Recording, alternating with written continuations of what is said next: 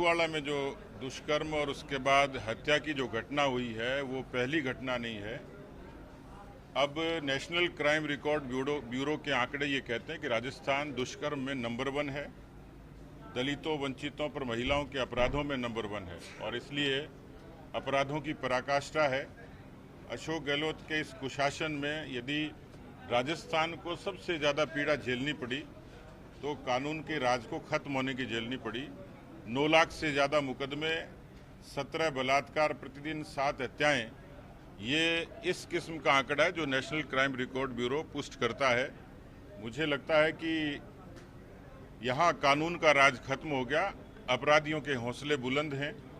जिस तरीके से अपराधी का थाने के थानेदार से संबंध और थाने के भीतर जो नृत्य का दृश्य दिखाई दिया गया है, उससे पता लगता है कि अब राजस्थान अपराधियों के हवाले उनकी मेहरबानी पे है। बस अभी बाढ़ प्रभावित क्षेत्रों का भी दौरा कराया, किस तरीके से देखते हैं वहाँ के हालातों को, क्योंकि तस्वीरों में सरकार की राहत को कितना देख रहे हैं? मुझे माननीय मुख्यमंत्री अशोक गहलोत जी से प्रेरणा मिली।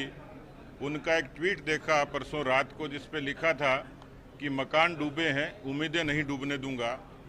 तो मैं उत्सुकता से वो देखने चला गया कि केवल मकान ही डूबे हैं, लोगों की उम्मीदें डूबी हैं। लेकिन मुझे ये कष्ट हुआ देखकर कि राजस्थान का मुख्यमंत्री झूठ कैसे बोल सकता है, बहुत सुदूर ढाणियों तक, क्योंकि मैं बहुत रिमोट में पैदल चल के, पानी में चल के भी गया।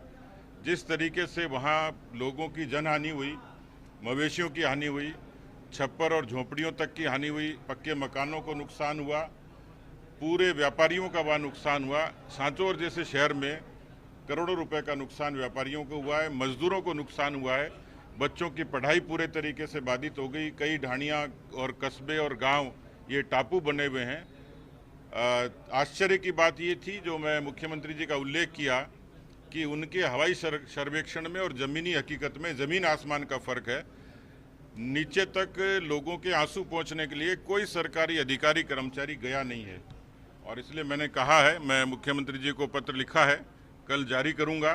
उसमें मैंने कहा है कि जितना नुकसान है उसकी सर्वे हो, उसकी भरपाई हो। पानी बहुत दिन से वहाँ रुका हुआ है, इससे संक्रमण का भी खतरा है। लोगों को जो नुकसान हुआ उसका मुआवजा अभी तक लोगों को सर्वे होके मिला नहीं है। मुझे लगता है कि आपदा प्रबंधन ये राजस्थान की सरकार के विचार में नहीं है।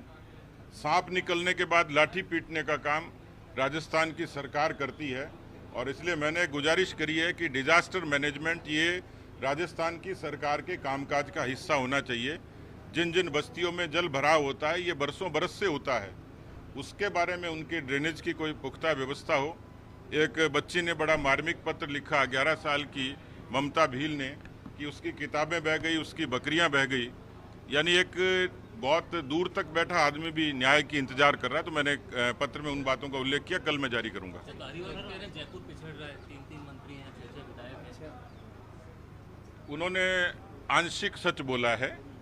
वो यदि इसके बारे में आगे राजस्थान भी लगा देते तो अतिशोक्ति नहीं थी, क्योंकि कांग्रेस के राज में उन्हीं की सरपरस्ती में जिस तरीके से स्मार्ट सिटीज़ की हालत खराब हुई है, टाउन प्लानिंग खराब हुई है, गांव तो छोड़िए, शहरों की सड़कों की स्थिति देख लीजिए, शहरों के विकास को देख लीजिए।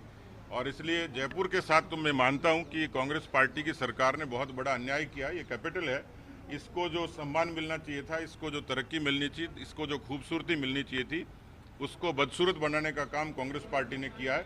लेकिन मुझे लगता है कि राजस्थान की जनता इस बार कांग्रेस पार्टी को शक्ल से बदसूरत कर देगी।